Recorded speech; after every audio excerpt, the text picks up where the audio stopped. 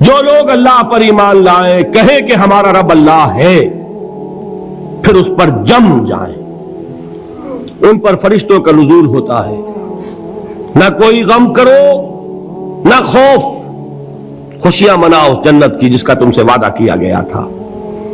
اللہ کی ربوبیت پر اطمینان جب انسان کو ہو جاتا، میرا رب اللہ ہے، ربی اللہ، انسان کے لیے نہ کوئی کھٹکا، نہ کوئی خطرہ، نہ کوئی خوف، نہ کوئی حزن۔ جو کچھ ہو رہا ہے کس کے اذن سے ہو رہا ہے؟ اللہ کے اذن سے۔ اللہ کے اذن کے بغیر پتہ تک نہیں ہلتا۔ یہ کوئی اندھا بہرا مادہ نہیں ہے جس سے مجھے کوئی خوف ہو۔ اندھا بھینسا چلا آ رہا ہو اس سے تو ڈرنے کا ہر انسان کو ڈرنا چاہیے، نہ معلوم کس کو ٹکر مار دے، لیکن نہیں، اس کائنات کو چلانے والا ایک سمیع و بصیر خدا ہے۔ وہ جو میرا دوست ہے، میرا ولی ہے، اللہ ولی الذین آمنوا یخرجہم من الظلمات الی النور، اللہ اہل ایمان کا ولی ہے، ساتھی ہے، پشت پناہ ہے، مددگار ہے، حمایتی ہے۔ بتائیے جسے یقین ہو جائے کہ اللہ میرا مددگار، اللہ میرا محافظ، اللہ میرا پشت پناہ، اللہ میرا حمایتی، اس کے لیے کوئی خوف ہوگا؟ اس سے کوئی ڈر ہوگا؟ میں مثال دیا کرتا ہوں ایک بہت سادہ، پنجاب کے دیہات کی۔ کوئی بڑا چودھری ہے اور کوئی غریب کسان ہے۔ اس غریب کسان کے جانوروں کو ہر وقت اندیشہ ہوگا چوری کا، کوئی میری بھینس کھول کر نہ لے جائے، کوئی میرا بیل کھول کر نہ لے جائے۔ لیکن جس کے بارے میں یہ سب کو معلوم ہو کہ وہ جو بڑا چودھری ہے وہ اس کا دوست ہے، اس کی بچیا کو کوئی خوف ہوگا؟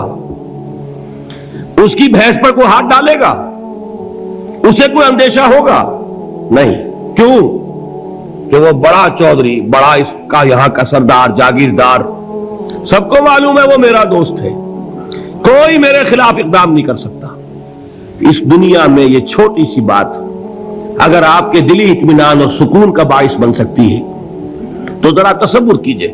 میں لفظ تصور استعمال کروں گا صرف اس لیے کہ اس کا ہم جس کو کہتے ہیں ادراک اور شعور کر نہیں سکتے، اگر کے ساتھ کر سکتے۔ اگر یقین ہو کہ اللہ میرا مددگار اور یقین ہو کہ اللہ ہر آن میرے ساتھ ہے، پھر کوئی خوف، کس کا خوف؟ کوئی شے اللہ سے بالا تر ہے؟ کوئی قوت اس سے زیادہ طاقتور ہے؟ کوئی اس کے ارادے کو بدلنے والا ہے؟ کوئی اس کی مشیت کے آڑے آنے والا ہے؟ یہی بات ہے جو حضور نے فرمائی۔ یہ ایمان کا حاصل ہے لب لباب، کہ دیکھو اچھی طرح اس بات کو ذہن نشین کر لو، اگر تمام انسان مل کر تمہیں کوئی نقصان پہنچانا چاہے نہیں پہنچا سکتے، مگر جو کچھ اللہ نے لکھ دیا ہو، اور تمام انسان مل کر تمہیں کوئی نفع پہنچانا چاہیں نہیں پہنچا سکتے، مگر وہ شے جو اللہ نے طے کر دی ہو۔ آپ پھر میں کہوں گا ذرا طاری کیجئے، اسے فرض کیجئے، اسے سوچئے، اگر اس حدیث پر ہمارا دل ٹھکا ہوا ہو تو کسی سے ڈر ہوگا؟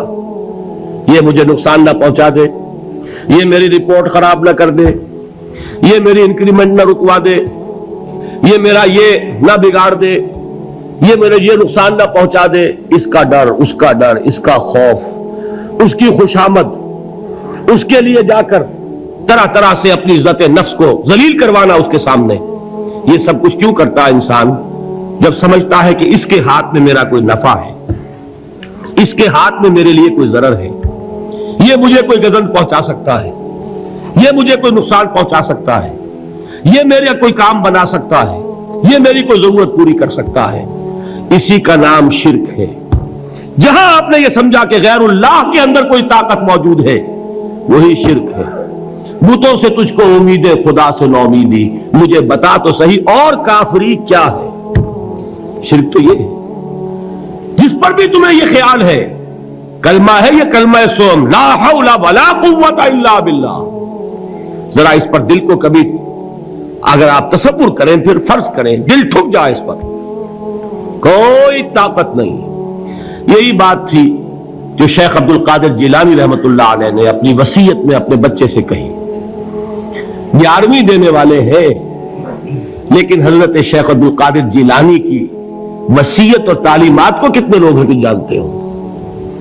یہ جن مقامات تک پہنچے ہیں وہ کس چیز کی بدولت پہنچے؟ انہوں نے جو پیغام دیا وہ کیا تھا؟ اے میرے بچے، جس طریقے سے قرآن مجید میں حضرت لقمان کی نصیحتیں جو ہے نقل کر دی گئی ہیں، میں یہ عرض کروں گا بالفرض اگر قرآن حضرت عبد القادر جیلانی کے بعد نازل ہوا ہوتا تو شیخ عبد القادر کی یہ نصیحتیں بھی قرآن میں درج ہوتی. اتنی اونچی نصیحتیں ہیں. اے میرے بچے، اس حقیقت کو ذہن نشین کر لے، لا فاعل فی الحقیقت ولا مؤثر الا اللہ. اس کائنات میں نہ کوئی فاعل حقیقی ہے نہ مؤثر حقیقی ہے سوائے اللہ کے. کسی شے میں کوئی تاثیر نہیں اگر اللہ نہ چاہے. آگ جلا نہیں سکتی اگر اللہ نہ چاہے. پانی ڈبو نہیں سکتا اگر اللہ نہ چاہے. زہر ہلاک نہیں کر سکتا اگر اللہ نہ چاہے. کوئی چیز فائدہ نہیں پہنچا سکتی اگر اللہ نہ چاہے. تو در در پہ کیوں سر جھکاتے ہو؟ در در پر کیوں جبیں سائی کرتے ہو؟ سب کے سامنے کیوں ہاتھ پھیلاتے ہو؟ ایک اللہ سے مانگو. ایک اللہ کے سامنے جبین پر اپنی جبین رکھو. لا فاعل فی الحقیقت ولا مؤثر الا اللہ. نظر آتا ہے ہمیں کہ پانی پیاس بجھا دیتا ہے. پیاس بجھانے کی صلاحیت پانی میں نہیں ہے، اللہ کے اذن سے. کھانا بھوک مٹا دیتا ہے. بھوک مٹانے کی صلاحیت کھانے میں نہیں ہے، اذن رب میں ہے. دیکھیے یہی یقین تھا. حضرت موسیٰ علیہ السلام کا واقعہ یاد کیجئے. سامنے سمندر آ گیا ہے. قوم دیکھتی ہے پیچھے کہ گرد و غبار کا طوفان ہے. معلوم ہوا کہ فرعون اپنے لشکر سمیت آ گیا ہے. لشکر جب چلتا تھا تیز رفتاری کے ساتھ تو گرد و غبار کا جو طوفان اٹھتا تھا اس کا تصور کیجیے. اور لمحہ بلمحہ وہ قریب آ رہا ہے. پوری قوم نے کیا کہا؟ اے موسیٰ انا لمدرکون. اے موسیٰ ہم کو پکڑے گئے. قرآن مجید نے تو یہاں وہ باتیں نہیں لکھی ہیں، لیکن تورات میں یہ درج ہے کہ بنی اسرائیل جھگڑنے لگے، دست و گریبان ہو گئے موسیٰ کے ساتھ. موسیٰ ہمیں یہاں مروایا لا کر، اس سے تو ہم ہی بہتر تھے. وہاں کھانے کو ملتا تھا، زندگی تو تھی، بیگار ہم کر رہے تھے، موت تو نہیں تھی. اب جو کچھ ہوگا اس کا تصور کرو، جس طریقے سے ہمارے ٹکڑے اڑائے جائیں گے. تو لڑ رہے ہیں حضرت موسیٰ علیہ السلام سے. یہ تورات کی تفصیل ہے. قرآن میں صرف اتنا آیا ہے، پریشان ہو کر انہوں نے کہا انا لمدرکون. موسیٰ ہم تو پکڑے گئے. اس وقت موسیٰ کا جواب کیا ہے؟ کلا ان معی ربی سیہدین. نہیں، میرے ساتھ میرا رب ہے، وہ راستہ دے گا. بتائیے کہاں راستہ نظر آ رہا ہے؟ یہ ہے ایمان بالغیب. راستہ نظر نہ آئے تب اللہ پر یقین ایمان ہے. جیب میں پیسے ہوں اور تب دل کو اطمینان ہے تو ایمان کس پر ہوا؟ پیسے پر، اللہ پر نہیں. جب وسائل و ذرائع نہ ہو اور پھر یقین ہو کہ اللہ مسبب الاسباب ہے، وہ اسباب کا پابند نہیں ہے، وہ اسباب کا محتاج نہیں ہے، اسباب اس کے محتاج ہے. اگر یہ یقین ہے تو اللہ پر ایمان ہے. یہ نہیں ہے تو تمہارا ایمان اسباب پر ہے، وسائل پر ہے، ذرائع پر ہے، مادیات پر ہے، اللہ پر نہیں. اس وقت کہاں راستہ تھا؟ کوئی راستہ تھا؟ سمندر ہے اور ادھر سے لشکر آ گیا ہے. کلا ان معی ربی سیہدین. اب دیکھیے ایمان کہہ دینا آسان ہے، ہوا معکم اینما کنتم. جہاں کہیں بھی تم ہوتے ہو اللہ تمہارے ساتھ ہوتا ہے. لیکن اس کا یقین قائم ہو جائے تو زمین و آسمان کا فرق واقع ہو جائے.